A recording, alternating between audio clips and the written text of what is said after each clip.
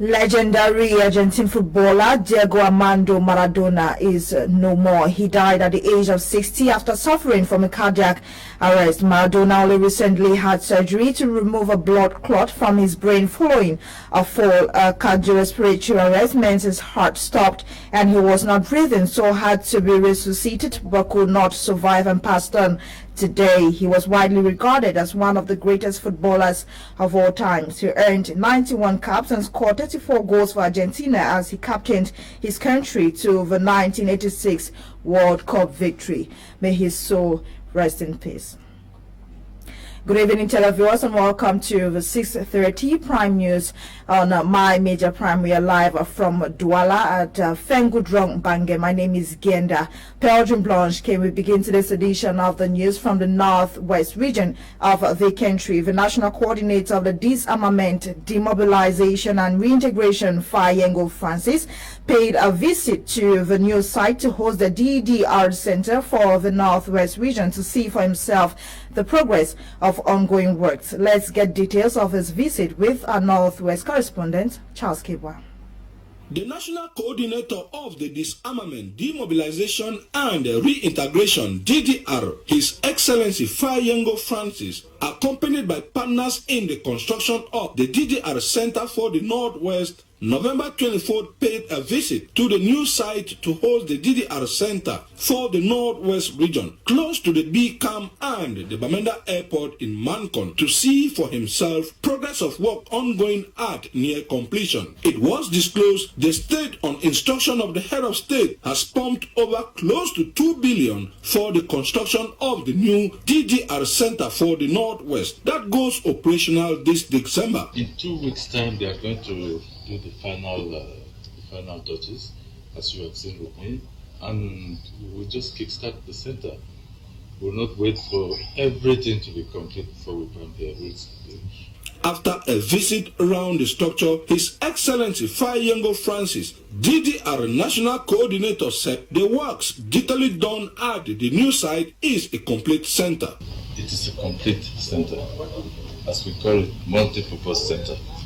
We've seen the workshops, meaning we've seen where they are going to stay, we've seen the recreational areas, and everything.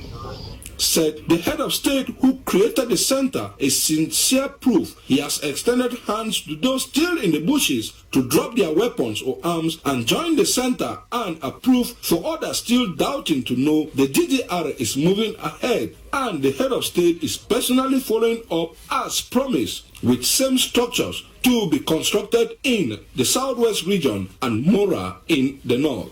This is going to start about the same thing we start in the southwest in the next few days, and maybe around January it will be the same case in Mora, the extreme north.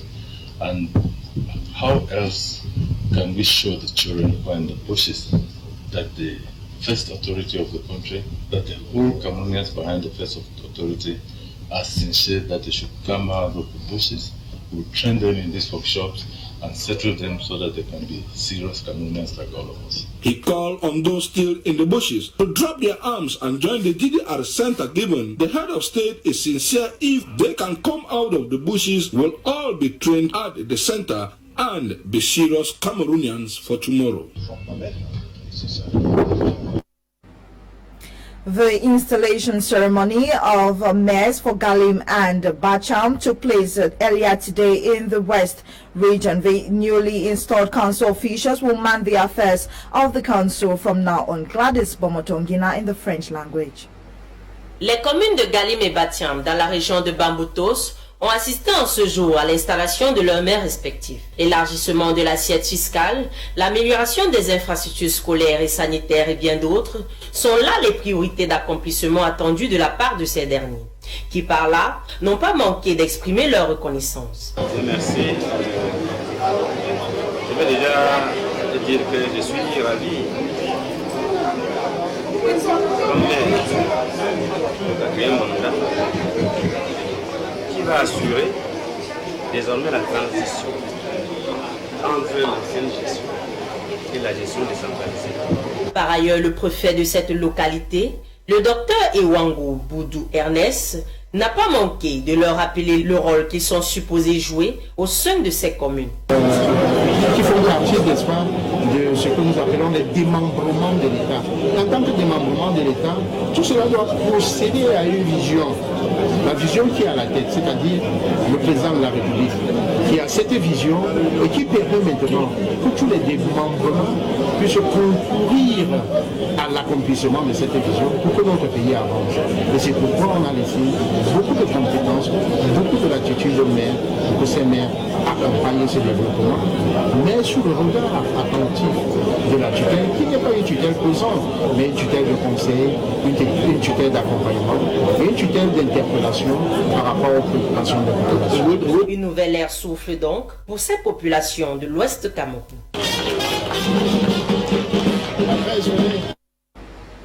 The management of Goldfield University Institute of Petroleum, Mining, Business and Management Science has reassured parents and students on their commitment to accompany them obtain the objectives of Vision 2035. The reassurance was echoed by the Chief Executive Officer of the Institute during a matriculation ceremony which took place over the weekend. Kumano completes the story.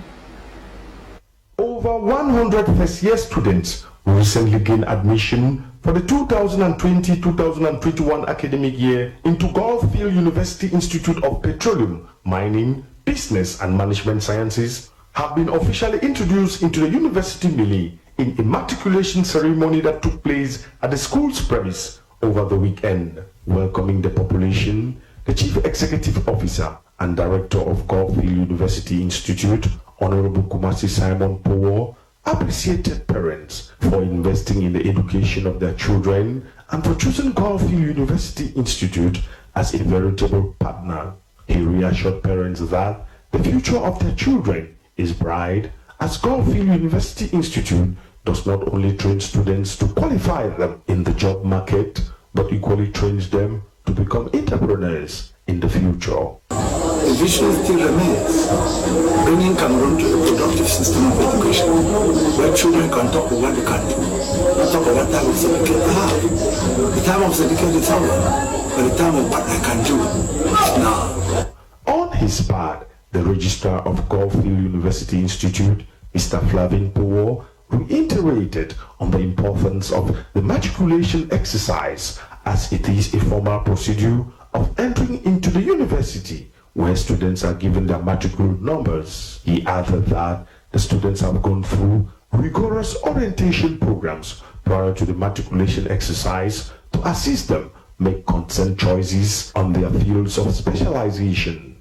Speaking on behalf of his peers, the president of the Students Association thanked parents and sponsors for giving them the opportunity to study in Goldfield University Institute and promised not to betray their confidence. He congratulated the CEO for his efforts in making sure that Cameroon attains the objectives of Vision 2035, barely 3 months into the academic. Cameroon joins the world today to commemorate the International Day for the Elimination of Violence Against Women. The role of the day is to raise awareness of the fact that women around the world are subject to rape, domestic and other kinds of violence, fighting for a stop. Eileen Sama reports. The 2020 edition of the International Day for the Elimination of Violence Against Women is highly marked by the advent of the coronavirus pandemic. With the unprecedented lockdown, countries across the globe reported an alarming increase in domestic violence cases, with women's organizations and rights bodies pushing governments to take measures to protect young girls and women caught in the cycle of violence. The day was designated by the United Nations, observed yearly on November 25, and seeks to completely eradicate gender-based violence.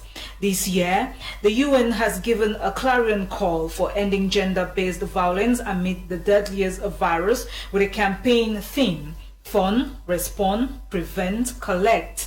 In Cameroon, The 16 Days of Activism Against Gender-Based Violence was launched this day in Yaoundé by the Minister of Women's Empowerment and the Family, Professor Marie-Thérèse Abena Ondoa, with outline activities focused on national conversation on challenging militarism and ending violence against women and children in Cameroon, as the country recorded an outrageous number of barbaric acts against women and young girls within the context of the Anglophone crisis and domestically.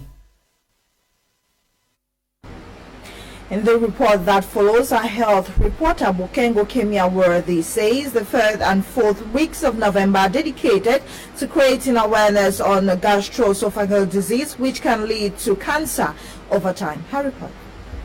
Gastroesophageal reflux disease is a chronic lifelong disease affecting the stomach lining, resulting from stomach acid that frequently flows back into the tube connecting one's mouth and stomach. This backwash can irritate one's esophagus, resulting to symptoms as aging, nausea, dry cough, heartburn, chest pain, difficulty swallowing, epigastric regurgitation, amongst others. Triggered by causes such as too much exercise, parasites, hernia, pregnancy, tight-fitted clothes, obesity, side effects from some medication, as well as smoking, which constitute for more than 7 million deaths worldwide annually. The health condition is one that commonly affects individuals from time to time, but is highly underlooked by many.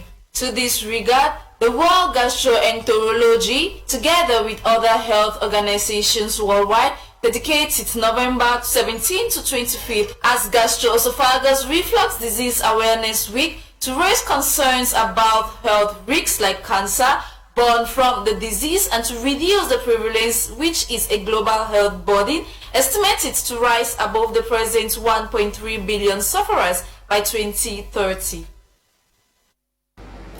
Darling Gonde takes us through news-making events in Africa. As tension continues to loop between Ethiopia and Tigray, Ethiopia has urged the international community to refrain from unwelcome and unlawful acts of interference in its affairs following calls to end the conflict in northern Tigray region. Prime Minister Abiy Ahmed has called the military offensive a law enforcement operation. So far, hundreds of people have reportedly been killed and thousands have been forced from their homes. Ethiopia's Prime Minister has given forces in the northern region of Tigray 72 hours to surrender as government troops advance on the capital, Mekelle. Meanwhile, South Africa's Cyril Ramaphosa has condemned the recent spate of attacks on foreign drivers that has seen dozens of lorries attacked, lorries touched or damaged. Groups representing lorry drivers have been holding demonstrations to protest against the hiring of foreign drivers. On Tuesday, police in Gauteng, South Africa's financial hub, arrested some of those allegedly involved in the attacks. And in Nigeria, the Mark Angel comedy YouTube star Emanuela has built an ultra-modern house for her parents. Aged just 10, Emanuela Samuel has used her own earnings from YouTube to build a house for her parents. Emanuela has been the star of the popular Nigerian Mark Angel comedy YouTube channel since the age of 5. While being thankful to her ongoing support, Emanuela says her mother actually deserves an estate. And on to Kenya, the President Uhuru Kenyatta has said he closed his personal Twitter account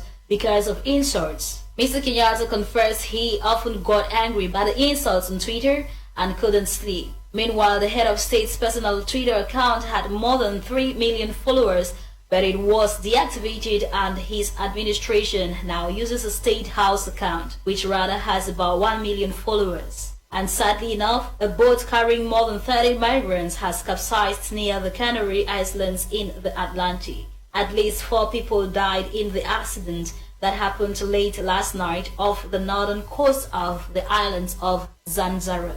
The Spanish authorities say 28 people have been rescued so far, and a search operation is continuing. Let's now get world news with Etape content in the French language.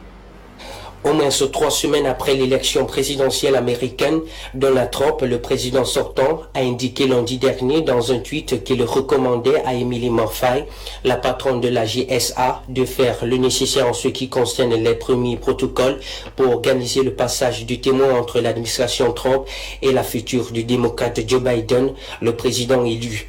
Donald Trump justifie sa décision par la prise en compte du meilleur intérêt du pays. Il a toutefois affirmé que son juste combat pour la contestation des résultats continuait. S'il admet officiellement avoir perdu cette élection, alors il pourrait y avoir de la lumière au bout du tunnel pour lui et sa brigade MAGA.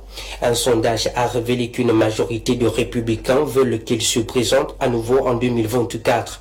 L'enquête 2020 sur la priorité des électeurs de 7 Leaders a révélé que 66% des républicains veulent voir Trump obtenir à nouveau la nomination, contre 41% des indépendantistes et 26% des démocrates. Il serait intéressant d'entendre ce que pensent ces 26% des démocrates. Le sondage a également révélé que 62% des partisans de Trump n'acceptent pas les résultats des récentes élections et 38% veulent qu'il refuse de céder le pouvoir et de rester à la Maison Blanche.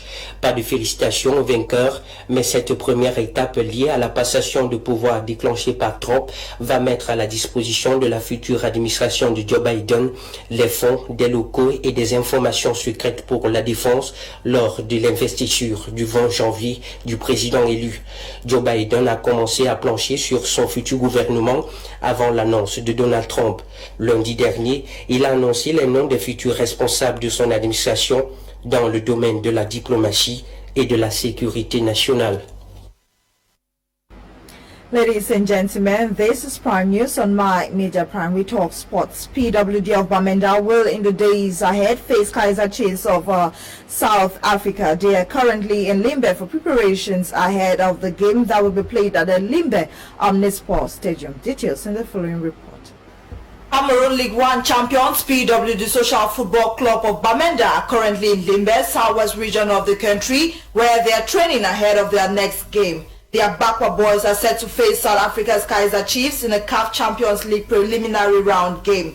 Coach David Pago and his guys arrived in Limbe yesterday after their fruitful encounter against Al Ali Triple Libya, where they won their first game and equalized in the return leg. 5 players who were not part of the game against Al Ali Tripoli have joined the team for preparations ahead of the clash this Sunday. Full claim, Mael Dinjeke, John Paul Zongong, Mulu Mohamed and goalkeeper Raul Eya took part in their first training session today morning. The Bakwa boys will host the most successful club in South Africa with 76 major trophies since the creation of the club in 1970. The first leg will take place on Sunday at the Omnisport Stadium in Limbe, southwest region of the country, while the return leg will be played in South Africa on December 5, 2020. Indomitable Lion striker Angel Clinton has announced the maiden edition of his tournament for Boya. According to organizers, the tournament will run between December 25 to 27, 2020. Details with sportsman Fabrice Keninga. The first edition of the Angel Clinton End of Year Cup will hold between December 23 and 28, 2020 in Boya, southwest region of Cameroon, the hometown of the Indomitable Lions and Dynamo Moscow striker. According to Angel, the aim of the football competition is a way of giving back to his community and also to celebrate the end of the year with his fans who have been very supportive in his highs and lows. Organizers of the Jamboree, comprising local club presidents, coaches, former footballers as well as journalists, say a total of 4 teams from all the neighborhoods that make up the Boya municipality will take part in this maiden edition. Great Sopo, Moliko and Bunduma will form a team. Boya Town and Bokwangwa will form another team.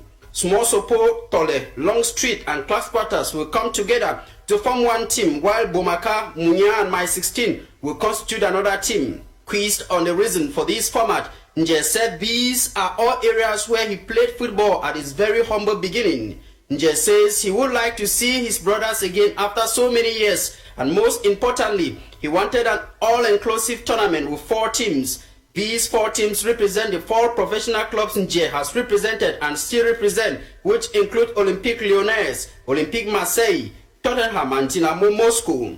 The games will be played on a knockout basis with winners qualifying for the final of the competition. Games will be allowed to go on extra time in case of a tie.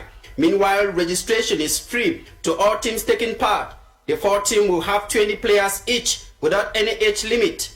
A cash prize for 2 million francs CFA will be up for grabs plus other accompanying gifts.